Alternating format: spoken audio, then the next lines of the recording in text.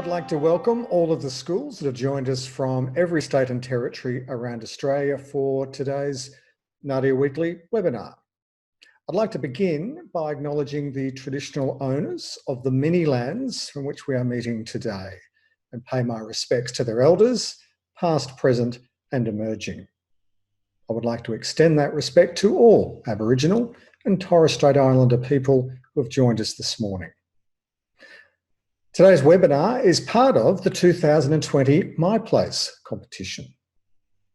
And this year's competition is a partnership between the ACTF and ALEA Victoria. ALEA Victoria State Director, Julie Shepherd, will be co-hosting today's webinar, and Julie will be asking a selection of the wonderful questions that have been sent in by students all around the country for Nadia.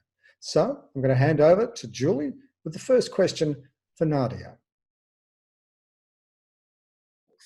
So what happens is I live in places just like all of us do. I work in places, I go to places for my holidays. And as I'm there, I like to go exploring. I make little maps on paper or sometimes just in my mind. And as I'm making my maps and thinking about the place, real people start to turn into imaginary people. We all know that word we use for imaginary people in stories. We call them characters. So characters start to live in my place. And once I've got people interacting with place, then I've got the third thing I need, which is the plot of the story. So often when people are writing and there's no rules for it, and I might do it differently from my colleagues or from all of you, but often people start with the plot, they start with the story. They start by asking what happened. And some people start with the characters. They ask, who is this story about? But for me, I start in the place, and my first question is, where is the story? And this didn't begin as a recipe I read in a book or something I learnt from another writer. I learnt it by doing it. Right back when I was starting to write, I had a dog. And I'm going to show you a photo of him. You might be able to see he's a big dog, and when he was young, he was a bit of a silly dog, and he used to run out onto the street when I took him for a walk in the afternoon. So I'd have to take him somewhere really, really safe. So I wasn't trying to write a story. I wasn't even trying to explore my neighbourhood. I was just trying to take my big dog to a safe place. And I took him to a graveyard not far from where I lived, a graveyard with a big high wall around it. And I could let him off there because there were no cars, and he would run and run and run for an hour. And as he ran, this tree was in the graveyard, and you can see it's got nice comfy places to sit down. It's what we call an Australian fig tree. And so I would sit on these roots coming out of the tree and wait for him. And as I did that in that place, characters or people would start to come into my imagination. And I'd start to think about all the children who would have played in that tree over 10 years, 20 years, 100 years, and back into the long, long time, 40,000 years, 60,000 years of Aboriginal history. So what I imagined was a tree full of children. A tree like you might find in a My Place TV series, but this was a really long time before the My Place TV series. So I was just waiting for my dog to run around and imagining characters in a place. I did that Monday to Friday. On weekends, when I had more time, I used to walk through my neighbourhood, through streets like this one. So you can see crowded together houses and a sloping street. Not a very beautiful street, a street with warehouses and factories, but it was the kind of neighbourhood that I was living in. And as the water ran down that sloping street, it ran down to this dirty old canal. You might be able to see even some smoke coming out of a factory. So on Saturdays and Sundays, I'd go through the fence that fenced off that canal. If you find a fence, you can usually find a hole in it to get through with your dog. And I could let him run up and down beside the canal. So again, the aim was not to write a book, but to find a safe place for my silly dog to have a run. But when I looked at that water, I didn't imagine children playing in it. It was very dirty looking water. But I realised it would once have been fresh water. And I realised it would have been a beautiful freshwater creek just running along. And when I realised that, I knew that Aboriginal people for thousands of years would have camped beside that creek. And I also knew that after the non-Indigenous people came to this nation in 1788, they would have set up their farms and also their factories, their dirty factories along that canal or that creek. And so I had these two things. I had a creek and I had a tree and I had a place, some houses. And time went on.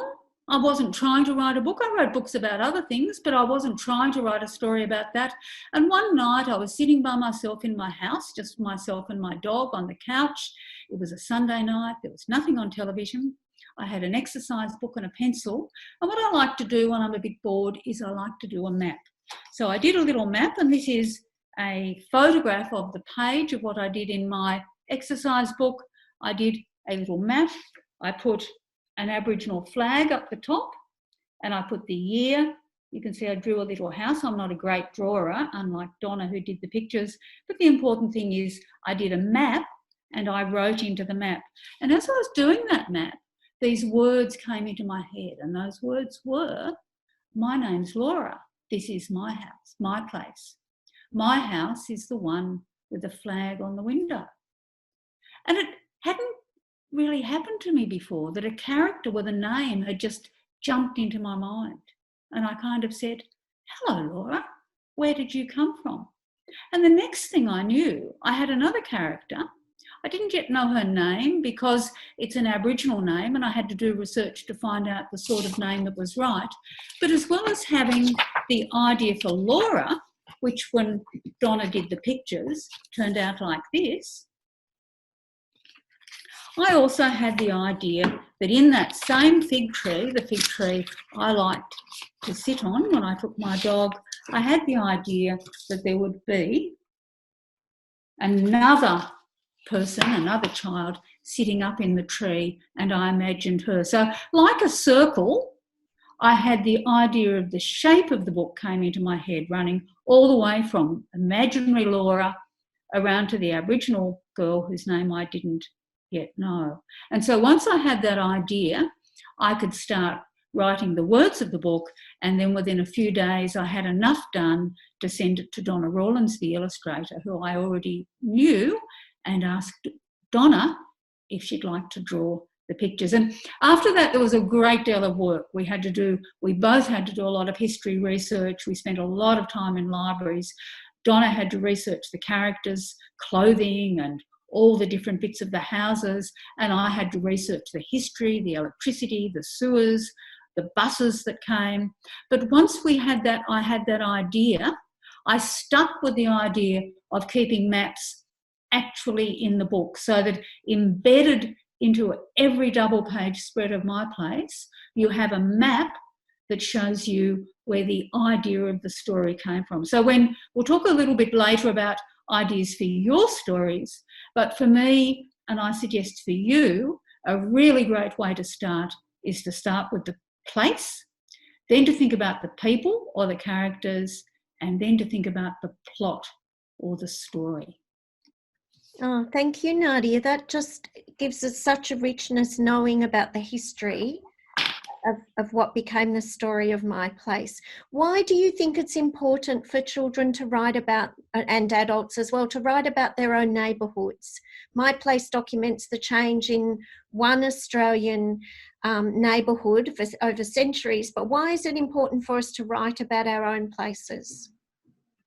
Well, I just want to say firstly how much I love the word neighbourhood, and I'm so pleased that we're using it today, not suburb or something like that, but neighbourhood, because neighbourhood, it's a funny word, it's a big word, it's a bit hard to spell maybe, but it sums up this idea that where we live, our neighbours are all around us. Whether or not we know their names, our neighbours are the people that we live amongst. And when we're growing up, when we're children, it's our neighbours and our neighbourhood that help make us who we are. Yes, our families are really important.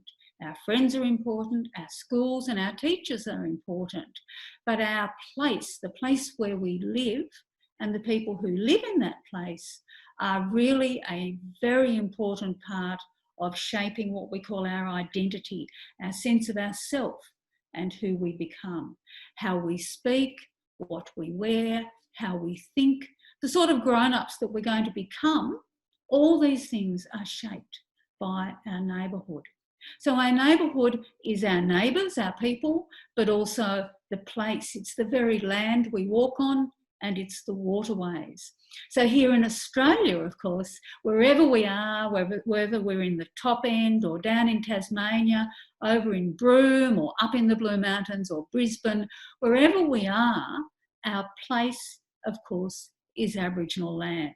And we're very lucky because we've got thousands and thousands of years of history that we're walking amongst every minute. And so this is why it's so important that we began today with an acknowledgement of country. And we can all think about that, not just when we say those words, which is important, but all the time as we walk about.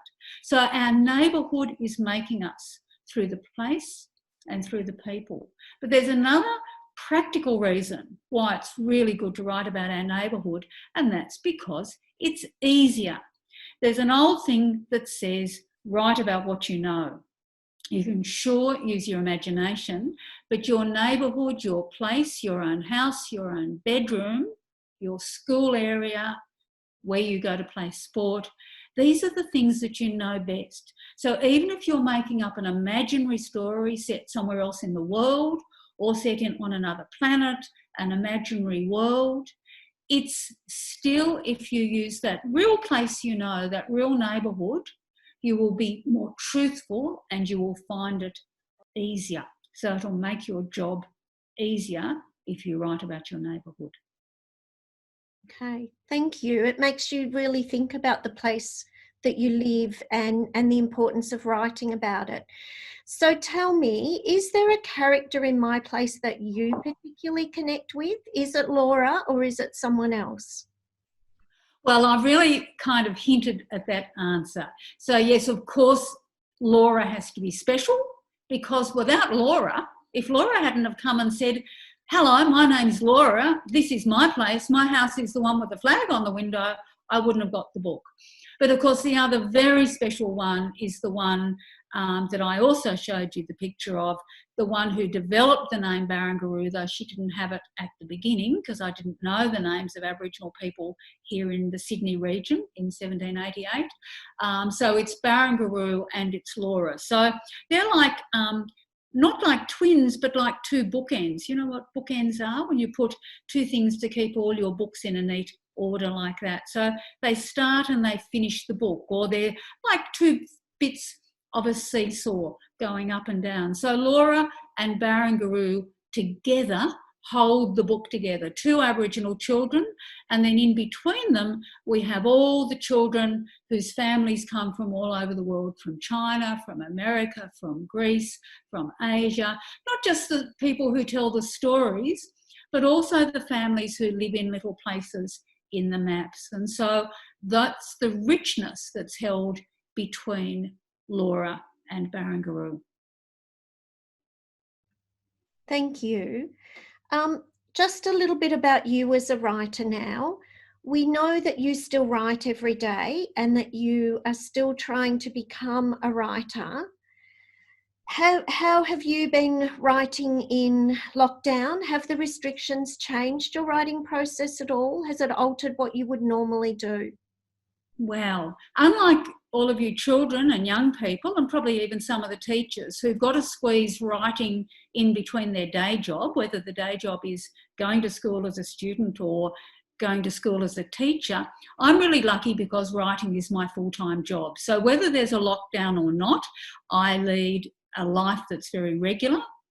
I get up at 5 o'clock every morning and make a cup of tea. I read in bed for a while, because reading, and we'll talk about this in a moment, reading is an important part of writing. So I begin every day with 40 or so minutes of reading. I get up, have my shower and breakfast, and it's about 6:30 when I just walk a few metres down from my bedroom and living room down to my office. So unlike many people who've got to go a long way to get to school or to work, I just walk to work in about 2 minutes.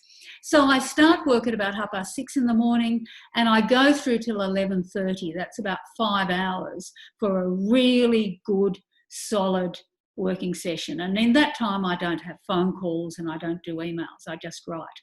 After that, I spend the rest of the day doing bits of revision or administration that's connected with writing. Because remember, when I write, I do it as a job. It's not how you people write, which is in little snatches of time, squeezed in with your sport and your family and all your other activities. So lockdown didn't change at all how I do my writing. But what it did affect me in is doing my research, because from what I've said about writing my place, it's clear I do a lot of research. So I actually had an overseas research trip in Germany and England booked for the whole of April. I was going to be not sightseeing, not holidaying, but going to archives. So obviously I cancelled that. And also, even just here in Sydney, I couldn't go to the State Library because that was shut, and I couldn't even go to my local library. So a lot of my research ability was really seriously affected. But I'm really lucky because unlike a lot of people and unlike all of you school kids, the lockdown didn't interfere with my normal writing process. The only other thing it affected was my poor old neck and body, because writing, you probably don't think this, writing's a very physical activity. And so you're hunching over a computer all day. And what I normally do is I go to my swimming pool and I do aqua aerobics, a hard word to say, aqua aerobics. And I do that 3 times a week. So without doing that, because I can't go to the pool, I'm getting a bit cramped and crummy in the neck. So if you do become a writer, learn to type properly and do lots of exercise and make your body strong. And I think the interesting highlight in that too is that you have a balance of those things in your life. So tell us, what are your top 3 tips for writers to capture a moment in time? Because these students are all enthusiastic about entering the competition and would love your tips, please. Okay, well, first I just have to give you my general tip on writing, and I've already mentioned it, which is read. It's a bit weird to me that I meet people, young people at university, who say they want to do writing and they want to do a creative writing course, and I say, so what do you read? And they say, oh, I don't really read really much, I just want to be a writer. Well, you can't be a good writer unless you are a very extensive reader. The best thing to do to start and practice writing is to read lots and lots of different types of books. So whether you're going in a competition at the moment or whether you're just writing for pleasure, do lots of reading. It's like breathing in and breathing out. Breathing in is the reading and breathing out is the writing. But to do any writing, also remember my little message or my recipe, place, people, plot. And so what I would do if I wanted to capture a moment of the recent history is I would do a map. I'd do a map of my neighbourhood, and I know a lot of people do my place maps. I've even got a book here called Our Places, which are my place maps that children across the world in America sent me. So just like you might do, wonderful neighbourhood maps. But the important thing is I don't want to see maps that look like Google Maps or that are perfect. I just want to see maps in which you put down what's important to you. And the second thing is to write into your maps. Look at the maps in my place. And there's whole sentences of writing. Laura will write, this is where my best friend Fatima lives, or this is where the ice cream truck always comes at 4 o'clock on a hot sunny afternoon. So do writing into your maps and you'll have the first draft of your story, whether it's a made-up story or whether it's your special lockdown story, your first draft will be done. The second thing I would do if I was doing this special history lockdown story is I would also do a map of my house or a map of my bedroom, because I imagine you've been spending more time than usual inside your house, and the actual space that you're in, whether It might just be a caravan that you live in, which would be exciting. It might be a flat that you live in. It might be a great big 3-storey house that you live in. Wherever you live, your place is going to be shaping you. And the best way to actually formalise in your brain what that place is to do a little map. So I would be doing those maps and that mapping before I started actually to write the experience. And then in writing the experience, what I would be thinking about is that as a child, your experience, or as a young person, your experience is as important as that of the most famous adult in the world. And it's going to be really important, not just for future generations, but also just for you to write down what your experience is, because all of us, no matter who we are, we're making history every single day and every minute of our lives. That's so true. And it leads on to the next question, and you may have already answered part of this, but why is it important for children to document their experiences during this historically significant time? Yes, well, just moving on from that idea of children making history, I just want to read a little bit, because we're talking about reading as well as writing. Another book I wrote is a book called Australians All, and it's a history of growing up in Australia from the Ice Age, from thousands and thousands of years ago, up until the time of the apology, when we said sorry to Aboriginal people. And what I wrote in the introduction to this book, so it's a book that's got histories of children growing up. It's a bit like a real-life version of My Place. And what I said is, it always seems weird to me that if you turn to the back of just about any general history of Australia, and if you look in the index for the words children or adolescents or young adults, you will find nothing. So children don't get into history books, whether they're girls or boys, whether their families are wealthy or on welfare, and no matter what cultural background they come from, their story doesn't seem to rate. And to me, it's baffling, because most adults acknowledge that their childhood is the crucial part of their life that shapes their identity. And so it's weird that we don't see that the collective experience of Australian young people is really important. And in the conclusion, I said, for all of us, wherever our ancestors come from, history holds stories that help us understand who we are. It shows us who we might be. The reason I love history is because it's story. But the great thing about the story is that it's never finished. All of us are making history every day of our lives. And so that's what I think you could keep in mind when you're doing your stories for this competition. It's not about winning the competition. Writing is never about a competition or competitive stuff.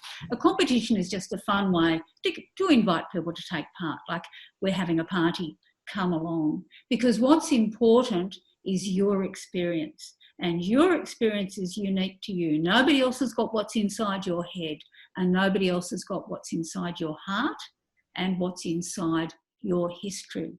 And so it's really, really important that you get your history written down for you. You're going to read it yourself in 10 years' time and 20 years' time. And also because you're going to have grandchildren who are going to leave their homework to the last minute when they've got their project on this historical period, and they'll come and say, Nana or Pop, tell us what you did in the lockdown, and you'll be able to remember it better. You won't just have the document, but if you write down what happened, and especially if you do a map, you will actually remember it better. It will be like a photograph inside your brain. So that's why it's really, really important that you do it. Nadia, I know that you make me feel like I want to rush off and write down my map, get my map down on a page, and write down my history through this time as well. So thank you very much. I know Peter's going to do a formal thank you, but I'm sure that you have helped all the students who have tuned in today to listen to you. So Peter, across to you. Thank you. Well, can I just say one thing? Sure. This is my best lockdown experience.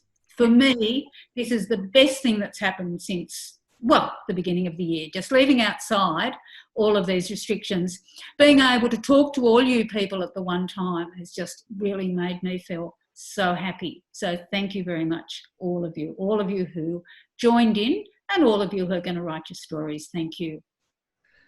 And Nadia, I'd like to thank you on behalf of everyone, and maybe all of our participants could give a virtual clap to Nadia to thank her for what's been a fabulous half hour. It's been so wonderful to hear your wisdom and to hear the advice that you've been giving students. A reminder that the My Place competition submission deadline is 2 weeks away. I think it's June 26th, so you've only got 2 weeks left. But thank you, Nadia. It's been wonderful.